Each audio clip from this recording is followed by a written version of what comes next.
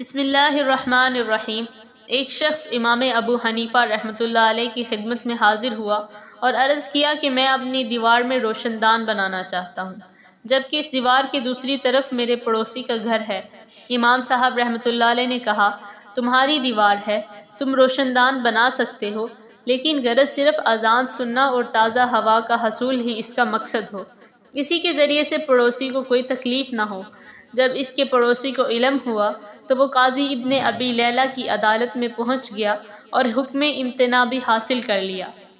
وہ شخص دوسری مرتبہ امام صاحب کی خدمت میں حاضر ہوا اور قاضی ابن ابی لیلہ کے حکم امتناعی کا ذکر کیا تو امام صاحب رحمۃ اللہ علیہ نے فرمایا، تم اپنی اسی دیوار میں دروازہ کھول لو۔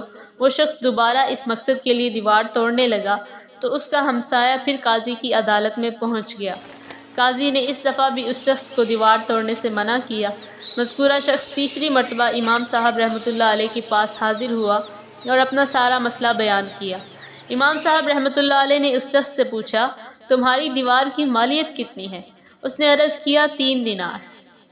آپ رحمۃ اللہ علیہ نے فرمایا، یہ رقم میرے ذمہ ہے، آپ جا کر اپنی دیوار گرا دو۔ وہ شخص دیوار گرانے لگا تو اس کا ہمسایہ ایک بار پھر قاضی کی عدالت میں پیش ہوا۔ وہ شخص اپنی دیوار گرا رہا ہے۔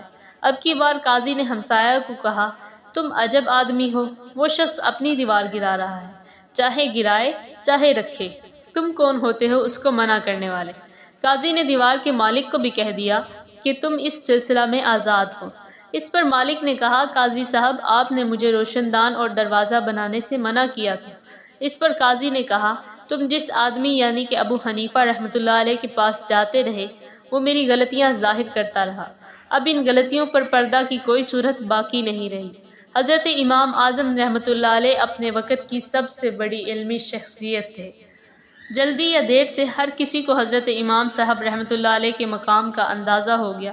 معلوم نہیں آج لوگ امام صاحب رحمۃ اللہ علیہ پر بے جا تنقید کیوں کرتے ہیں؟ انہیں اپنی علمی اور کم عقلی کا احساس کب ہوگا؟